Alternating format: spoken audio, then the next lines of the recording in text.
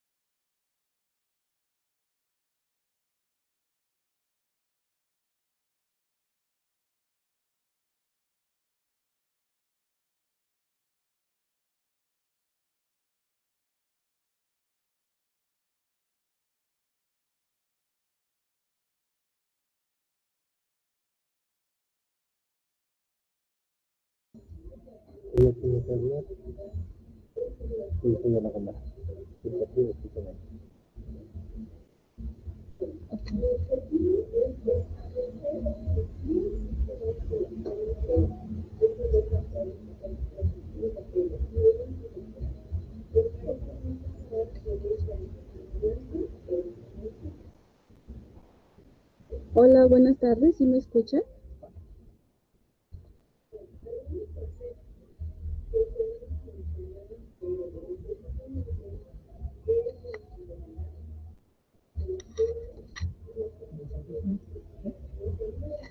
Pues no, me parece que aquí no son...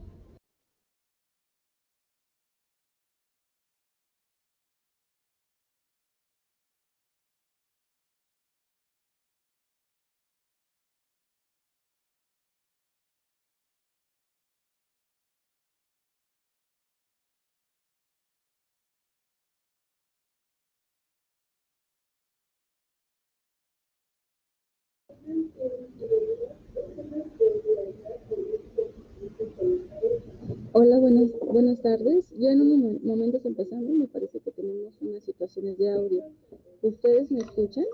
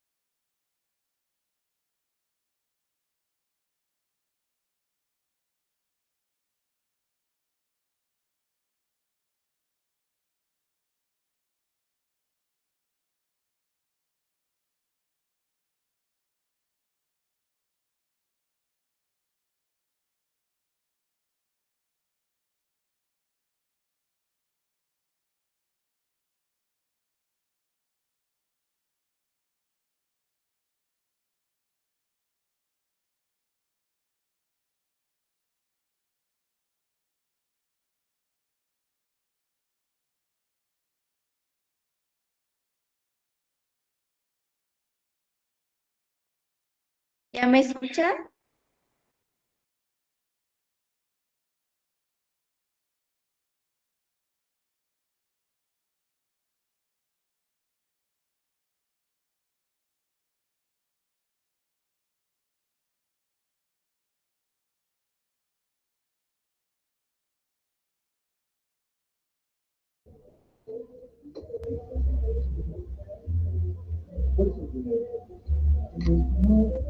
no se escucha, ¿verdad? O sea, no sé, tú no lo escuchas a ella. No, apenas la escuché. Solamente que me dice que ya me presentó, pero yo no sé si ya es.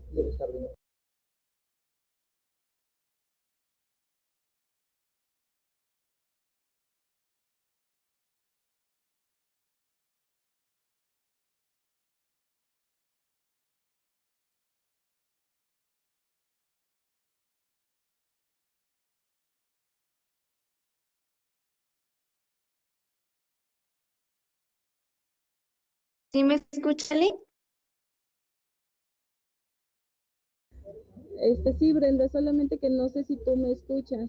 Te comentaba si me das la señal de ya iniciar, porque me dices que ya me presentaste, pero yo no te escuché, no te logré escuchar y Eh, realmente no te escucho. sí, ya, bueno, yo sí la escucho bien y ya la presenté, pero si gusta la vuelvo a presentar. Sí, me parece que iniciamos y ya a ver, pasas las diapositivas para ya irme yo guiando. Sí, claro.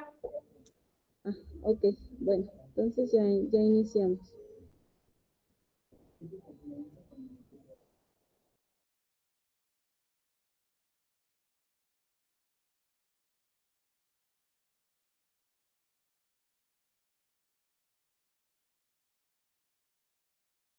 Listo.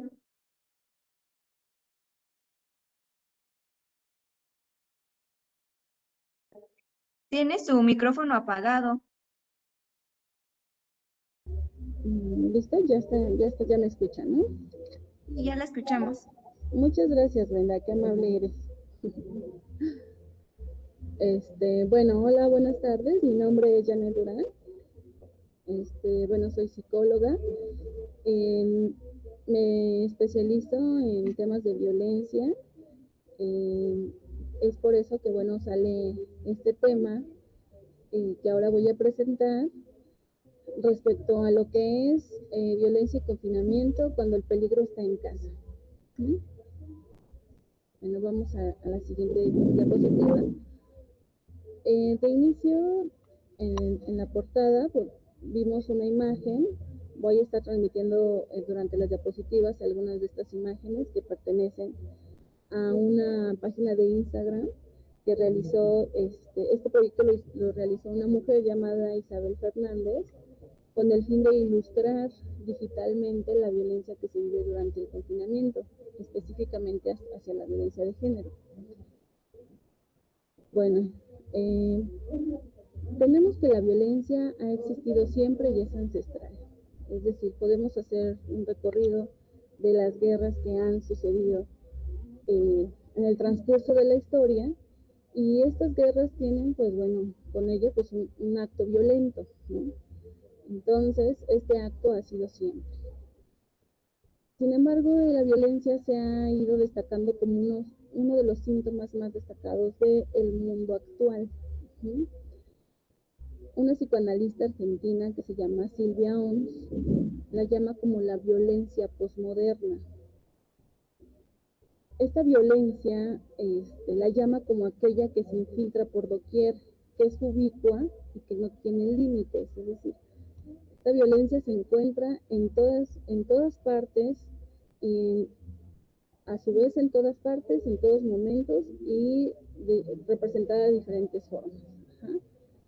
No se puede localizar sus fronteras, no se puede localizar su justificación del por qué la violencia no tiene un ideal, sino es una violencia por la violencia misma. Ella nos menciona que la multiplicación de las formas en que se ha ido viendo o visibilizando la violencia no va a ser el índice de su incremento, no porque las formas se vayan haciendo de más finas o incluso más abruptas, es porque va incrementando, sino más bien va indicándonos que la violencia lo que va multiplicando es su diversidad. Silvia nos menciona que esta violencia navega sin sentido, es decir, no hay una ideología que la sostenga y en el plano delictivo no hay un código. Ajá. Hemos visto películas con algunos grupos de, no sé, delictivos, algunos gángsters, donde existen códigos que marcan hasta dónde está la frontera de un terreno, un acto cometido, o incluso esta ideología de una violencia salvadora, ¿no? Podemos verlas en las revoluciones que han existido, esta violencia que se justifica con un ideal de poder generar un cambio. Uh-huh. Sin embargo, la violencia presentada actualmente no ha sido así, sino más bien ha sido desmedida y sin justificación alguna. Pasamos a la diapositiva siguiente, por favor.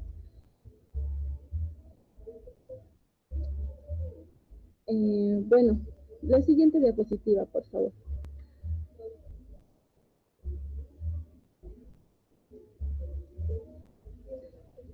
Bueno, el confinamiento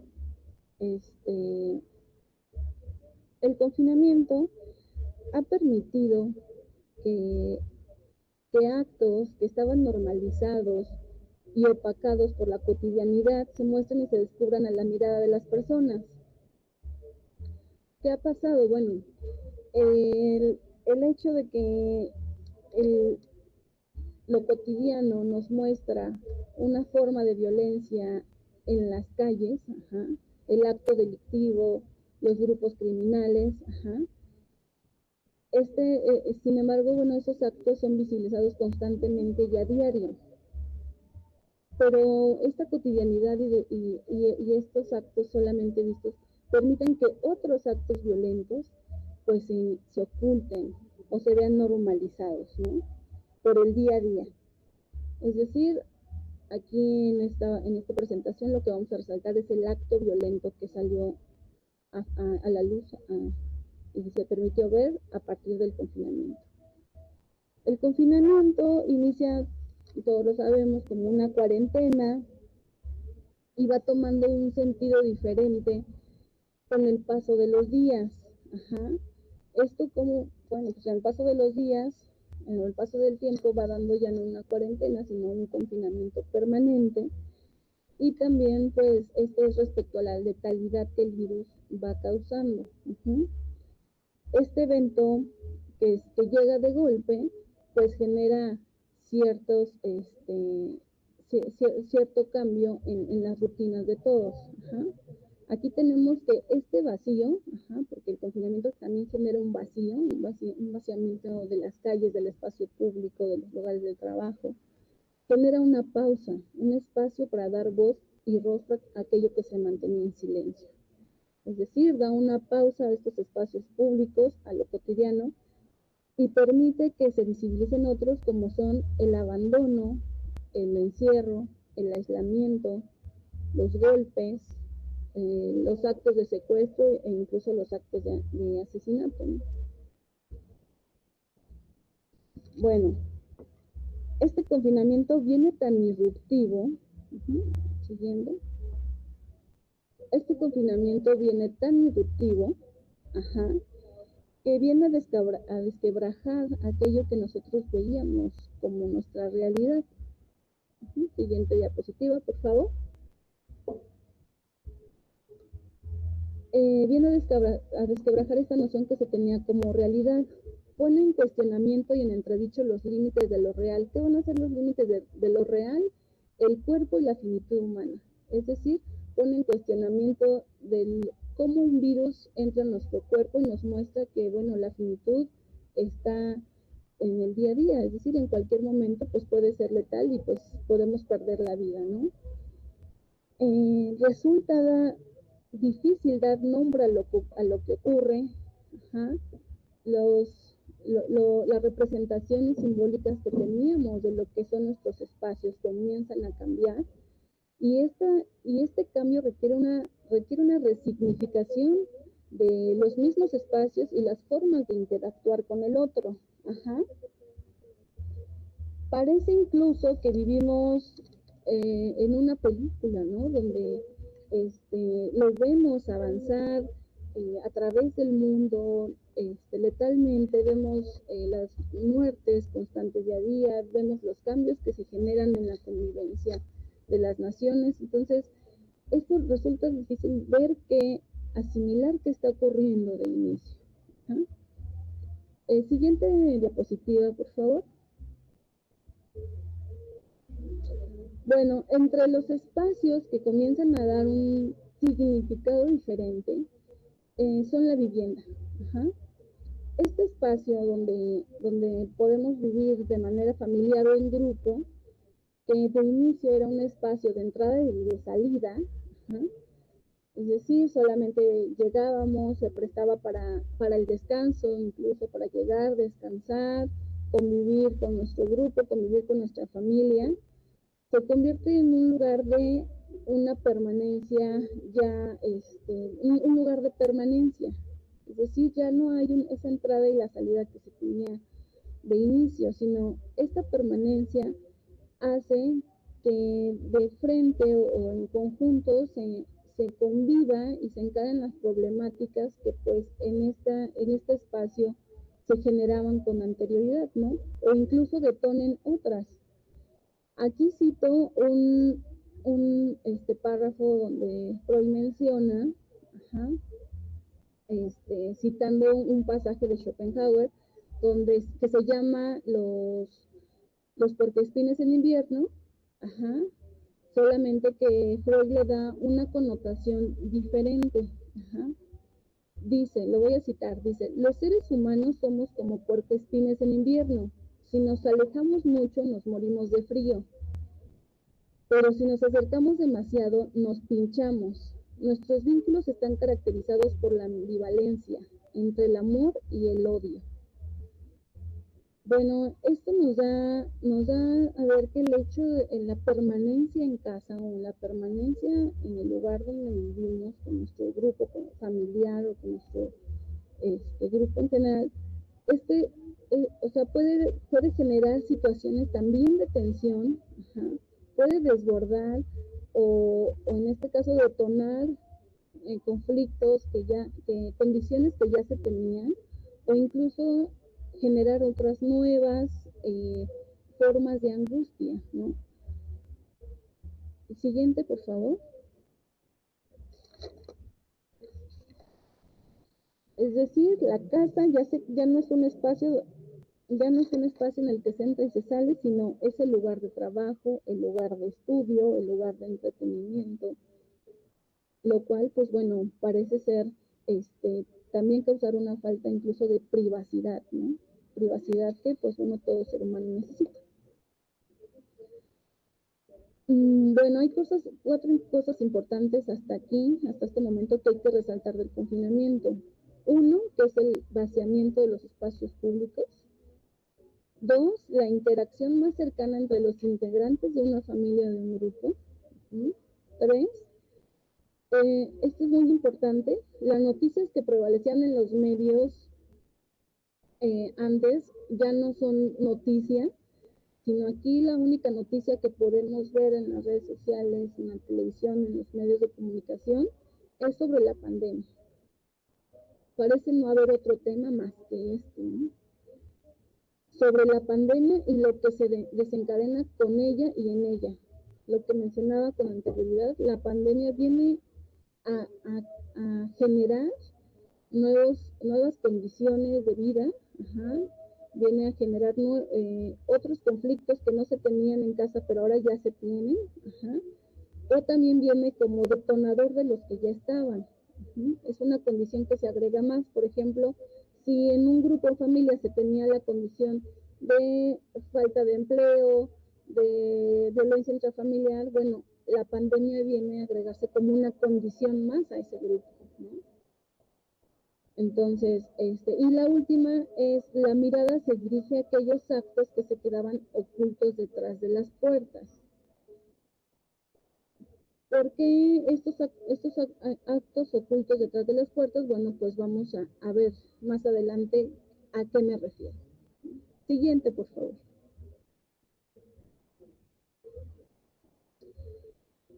Bueno, Con esto podemos encontrar un ambiente social el ambiente social y de convivencia que se crea es de, uno, pues de angustia. La angustia que podemos definir como un efecto de displacer, más o menos intenso, que se presenta en el sujeto cuando está a la espera de algo que no puede nombrar. Es una angustia que vamos a traducir en sensaciones físicas, ¿no? Podemos ver dentro de la sociedad, pues el aumento de personas que tienen hipertensión, personas que, incluso la obesidad también puede ser un factor, personas que entran en periodos de ansiedad y pueden decir, bueno, me duele, siento dolores en el pecho. Dentro de la consulta pueden decir, me duele más el pecho, me duele el estómago, tengo sudoraciones. De esta manera, pues la angustia puede irse representando. Sin embargo, bueno, podemos encontrar que hay grados de angustia. Puede ser desde una angustia moderada que me lleve a tener una resolución de lo que estoy viviendo, que me lleve a poder asimilar lo que estoy pasando, pero también puedo tener una angustia desencadenada, desmesurada. Y esta angustia me puede llevar al siguiente sentimiento o al siguiente estado. Este estado es el del pánico, ¿no? El pánico va a surgir ante la posibilidad de una elección y ante la incertidumbre que ella conlleva. Este pánico emerge en una dimensión inquietante ante lo desconocido, es decir, ante no saber qué es lo que va a pasar. Pánico, me viene a mí esta palabra de pánico, pandemia,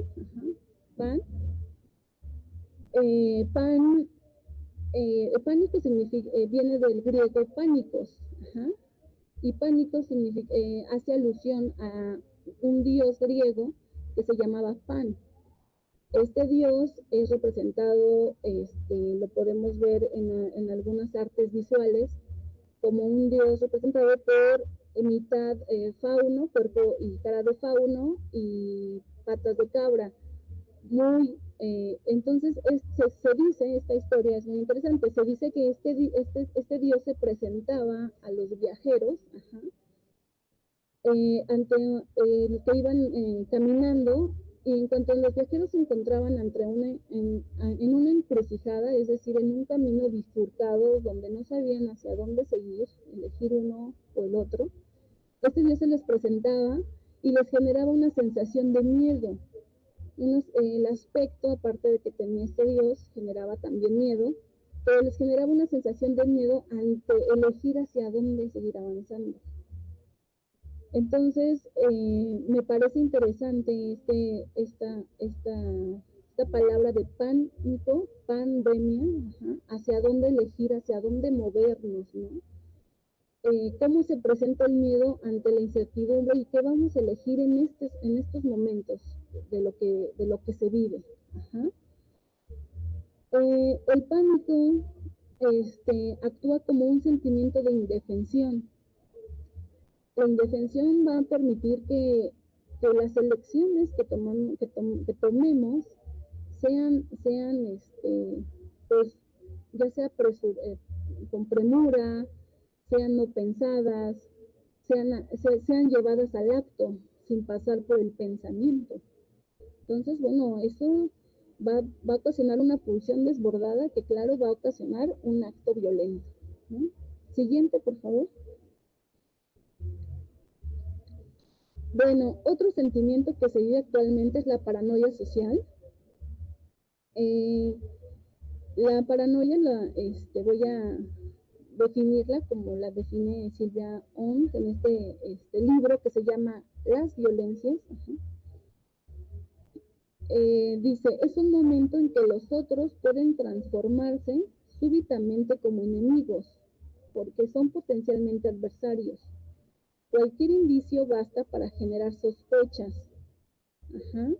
La inseguridad de la que todos hablan está montada en la seguridad de un mundo habitado por las intenciones malévolas.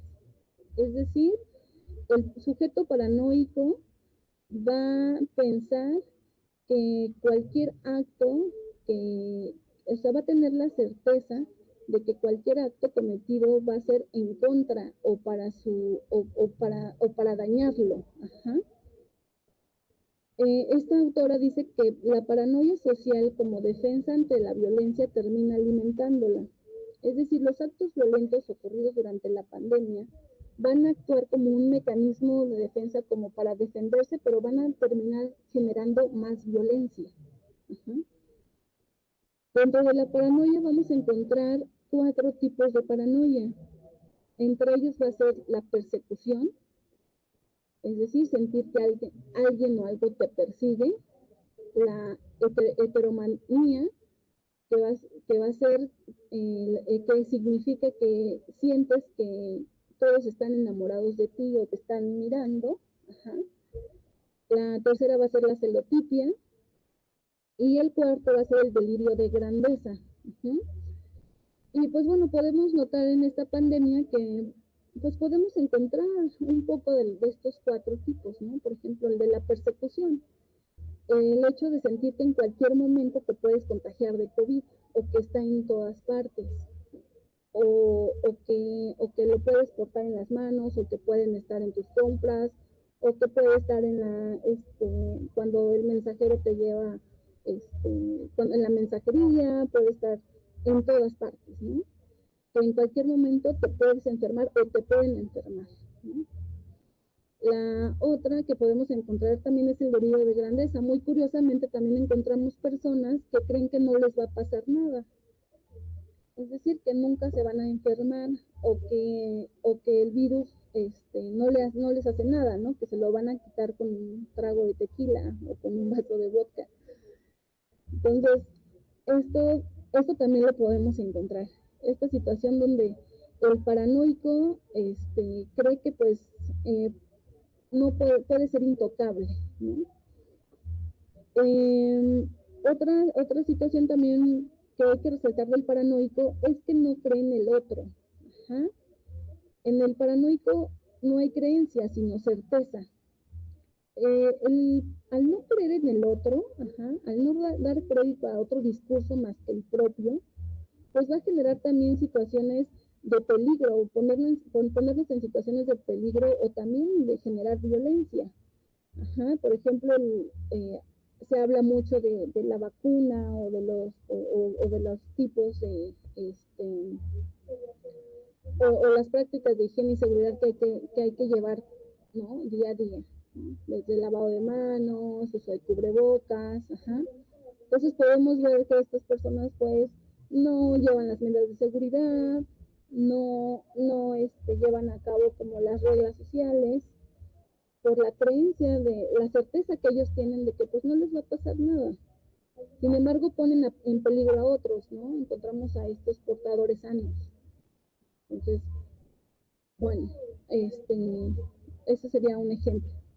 Vamos a la siguiente diapositiva.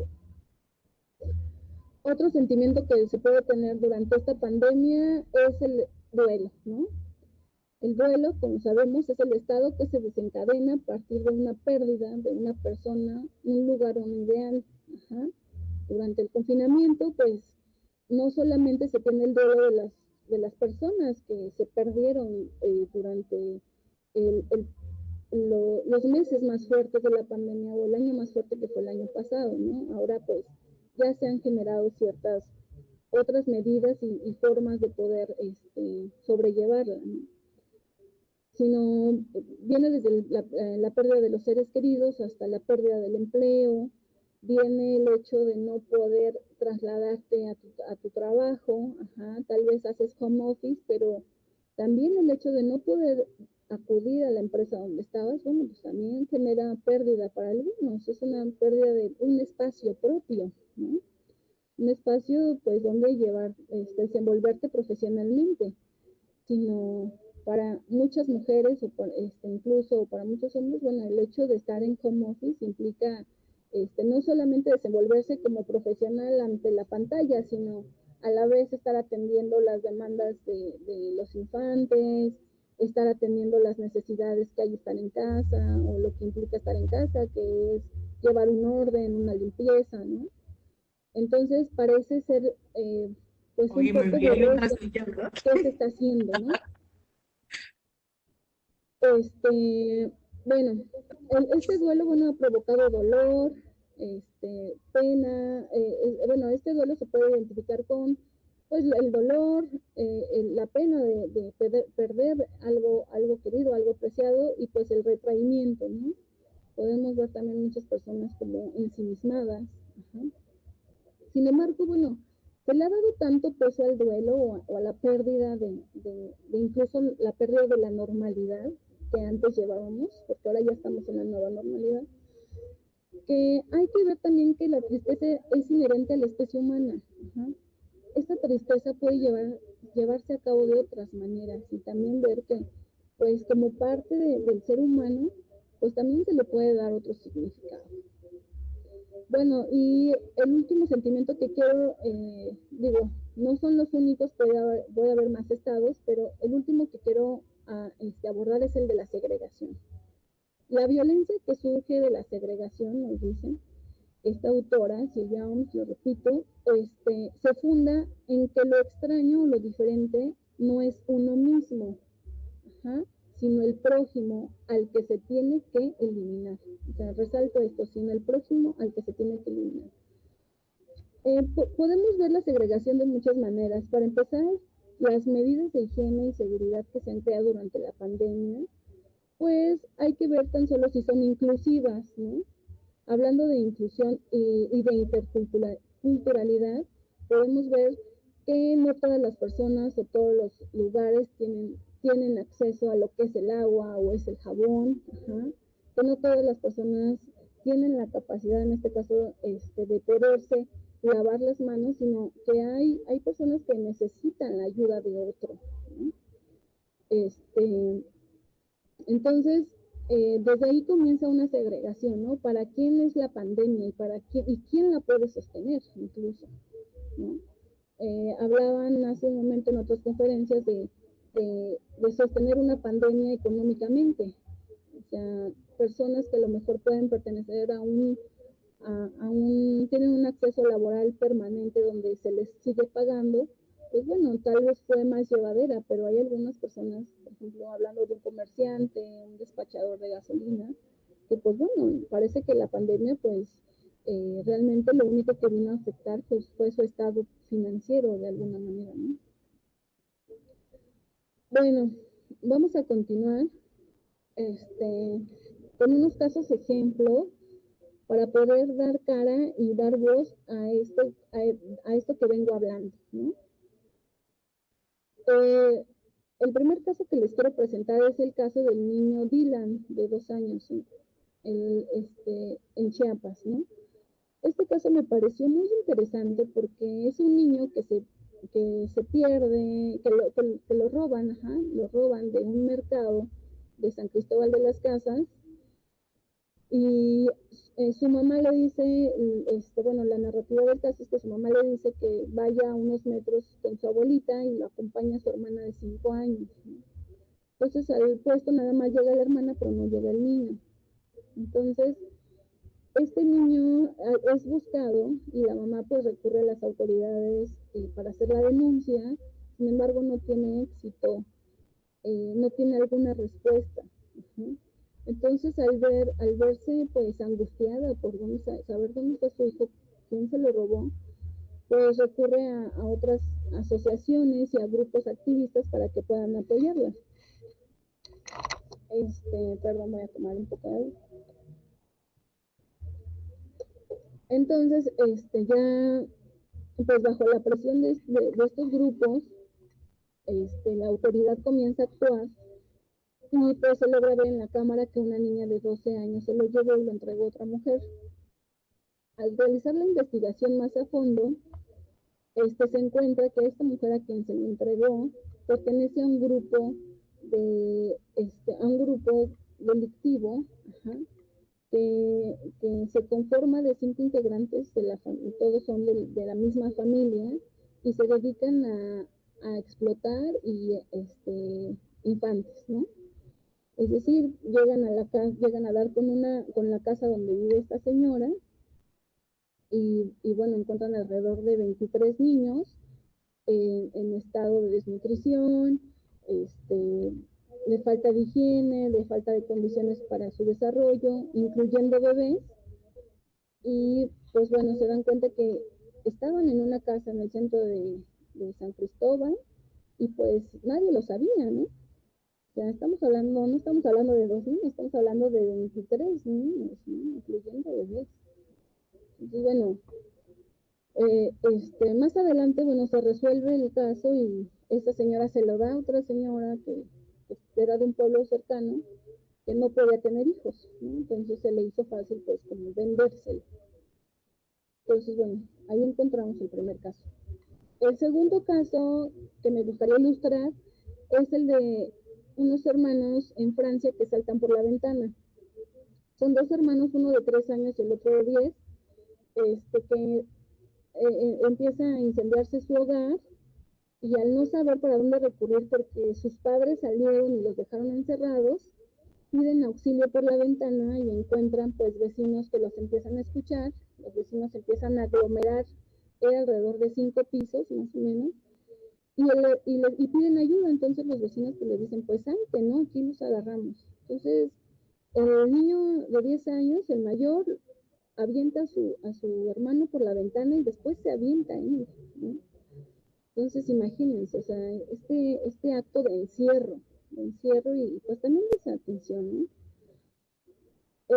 Otro caso similar de infantes, podemos ver en Tecámac, en los niños de 6 y 8 años, donde también salen a la azotea a pedir auxilio y a decir que tenían hambre incluso, pedir comida.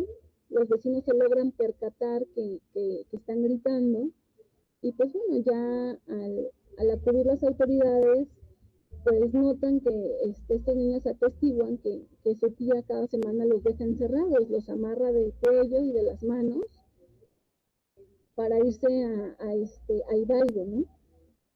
Entonces estos niños comienzan a morder estos lazos con los que estaban amarrados y logran zafarse y pues pedir auxilio. Uh-huh. En otro caso, podemos encontrar algo también que fue muy sonado y me parece también muy importante resaltar, es el de un hombre adulto feminicida de 74 años de edad que operaba en Atizapán, ¿no? Este caso, pues bueno, se da la luz por parte de la última mujer desaparecida o reportada, una de las últimas, no es la última, una de las últimas es una mujer de Atizapán. Su esposo, el cual es comandante de la policía, la reporta como desaparecida. Igualmente no ve como un protocolo adecuado o encuentra inconsistencias en cómo se genera la búsqueda. Entonces él, al tener los recursos como oficial de policía, pues como comandante, pues comienza su propia búsqueda y tiene acceso y logra tener acceso a las cámaras.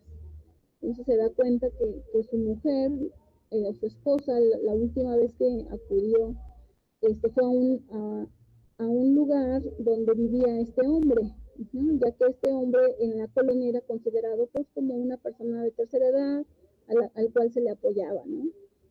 Incluso dice que le conocían como el viejo o el abuelito, ¿no?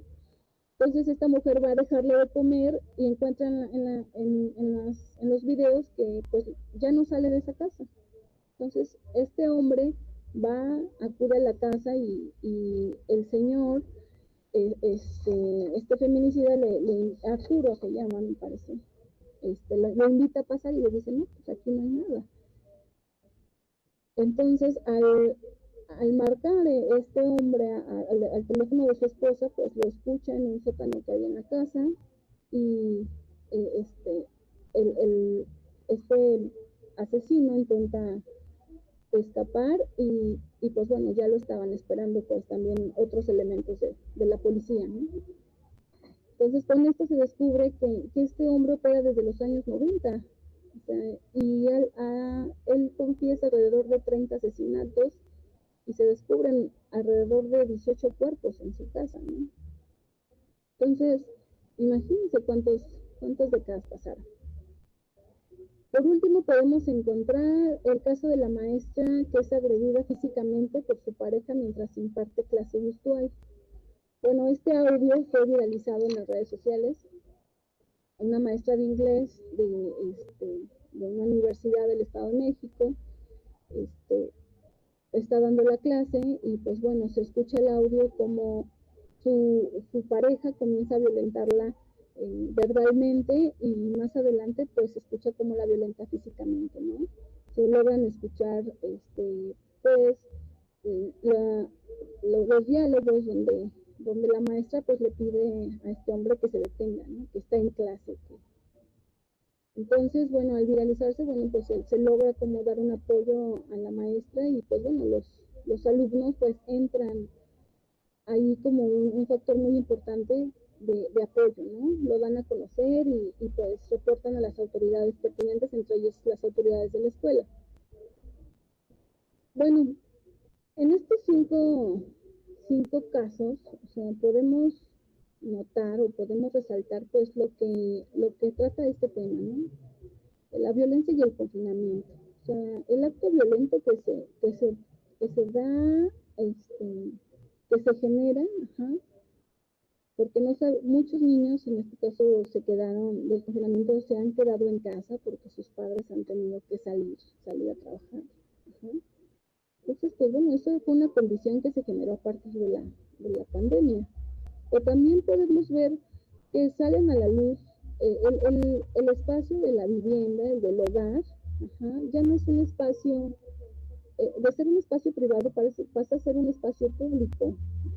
Las redes sociales, el estar en home office, da las puertas de la casa como unas puertas transparentes, unas puertas que permiten ver a través de tu vida privada, ¿no?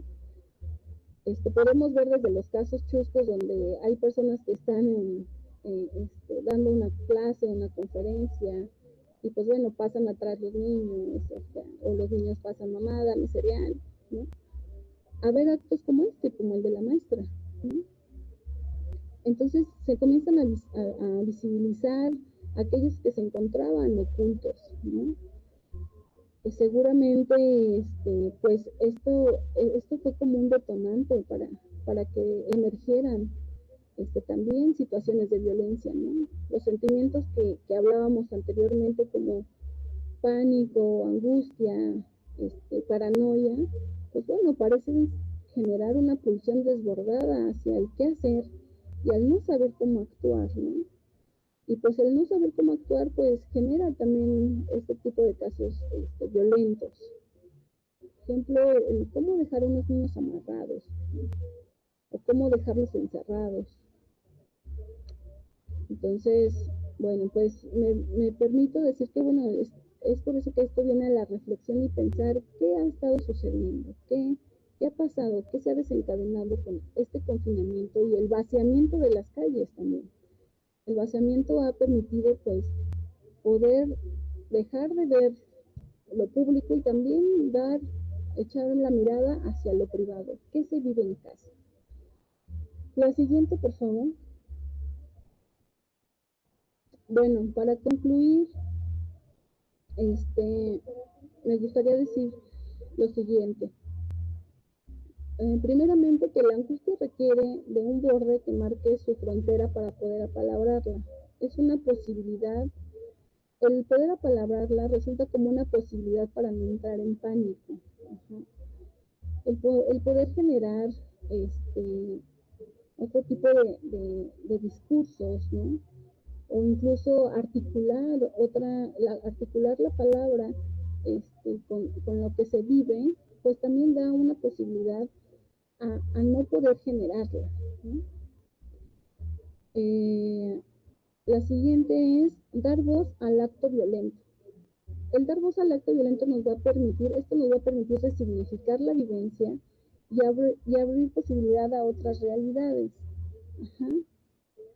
El poder saber que el que está viviendo la violencia, A ver, perdón, estoy viendo aquí un comentario, dice, ¿podría indicarnos algunas instituciones en donde la gente pueda pedir ayuda a este tipo de situaciones?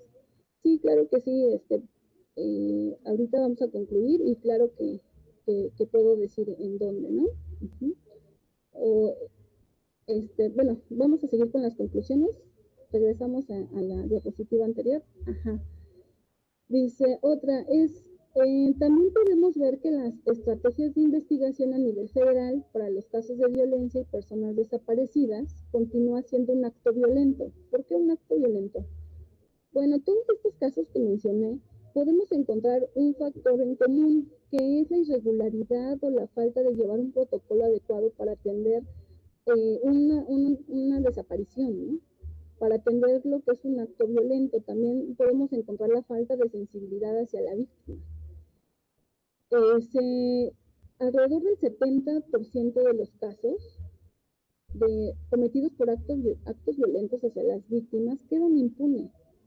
Entonces es por eso la importancia de generar redes de apoyo, que viene la pregunta que me hacen aquí.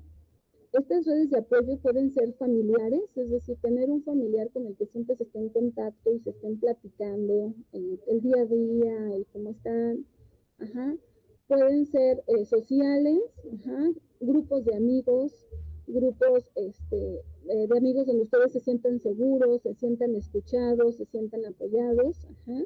Y el otro, redes institucionales. Las redes institucionales, nosotros en el Estado de México o en la Ciudad de México se cuenta con unos centros que se llaman Capacits. Ajá.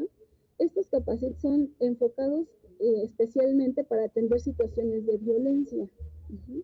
Entonces, si ustedes van a un centro de salud y piden información sobre un Capacit, van a encontrar que estos centros los pueden ser atendidos ahí. Uh-huh. También encontramos las líneas de apoyo vía telefónica también.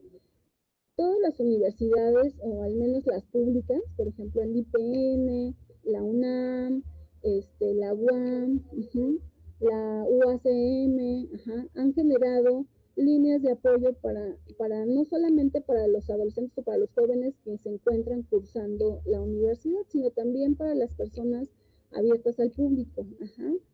Pueden meterse a la página y ahí van a encontrar los teléfonos. Cada universidad tiene uno para que ustedes puedan al menos acudir a ser escuchados en un momento, pues, donde ustedes requieran el apoyo, ¿sale? No sé si contesté su pregunta, si no, escríbanme en el chat y podemos profundizar, ¿sale? Y vamos a la siguiente conclusión. Bueno, es importante para esto dejar de normalizar el acto violento como parte de la vida cotidiana.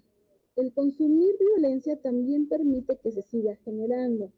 Las redes sociales han sido un medio principal del consumo de violencia. Ajá. Desde el ver videos,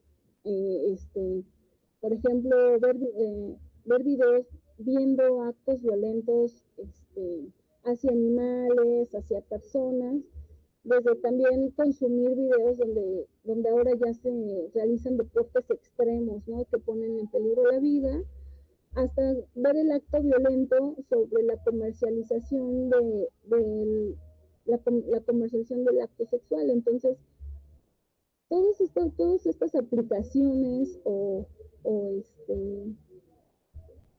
que están en la red, ajá, o páginas que podemos encontrar, también es un modo de seguir consumiendo violencia y seguir normalizando que eso es lo correcto, ¿no?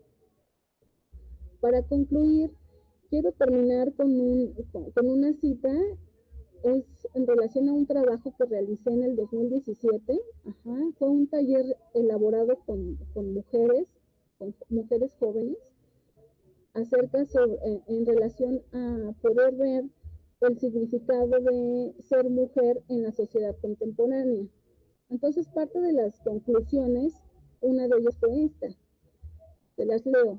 A pesar de que la sociedad contemporánea oferta nuevas formas de convivencia entre los géneros, apertura a las preferencias sexuales, elección de roles por negociación en la convivencia social, los cuales se respaldan mediante la proclamación de derechos humanos, la creación de leyes a favor de la violencia hacia las mujeres, la promoción de la equidad de género, los manifiestos a favor de las nuevas feminidades y la inserción de la mujer a espacios públicos. Ajá. La mujer se sigue presentando, ajá, la mujer sigue representando, ajá, pero ahora la violencia se sigue presentando, pero ahora con formas más sutiles, en modos de convivencia construidos desde la familia. Uh-huh. Entonces podemos ver que esta violencia sigue presentándose de formas muy finas, pero generándose desde el ámbito familiar, es decir, desde la casa. ¿Vale? Y pues bueno, esto sería todo, muchas gracias. Termino con una imagen que es de una artista plástica, Ana Teresa Barbosa, ella es peruana, y es una mujer bordando, ¿no? Es decir, es posible abordar otras realidades, es posible resignificar los actos violentos y poder generar los otros estilos de vida. Muchas gracias.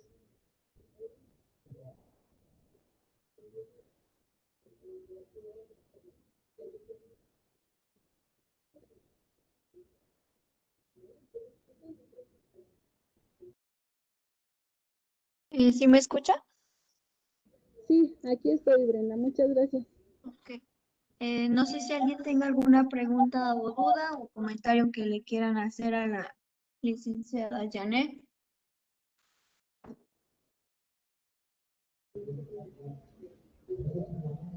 ¿Alguna duda que tengan?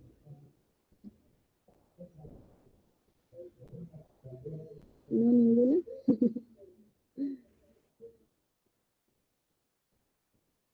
Muy bien, gracias Fernanda, todo bien, gracias. Bueno, entonces, por mi parte sería todo, gracias por estar presentes y pues bueno, en Facebook me encuentran como Janet Durán y pues cualquier duda o situación que surja, pues respecto a este tema, pues pueden contactarme, ¿vale? Okay. Pues muy bien, bueno, hasta luego. Muchas gracias, Jen, por habernos apoyado con esta ponencia, compartirnos de tus conocimientos sobre la violencia. Ahora sí que agradezco a todos los que participaron en nuestro tercer coloquio sobre la salud mental. También de mi parte ya sería todo y muchas gracias. Gracias, hasta luego. Hasta luego. Gracias, Brenda, gracias por tu apoyo.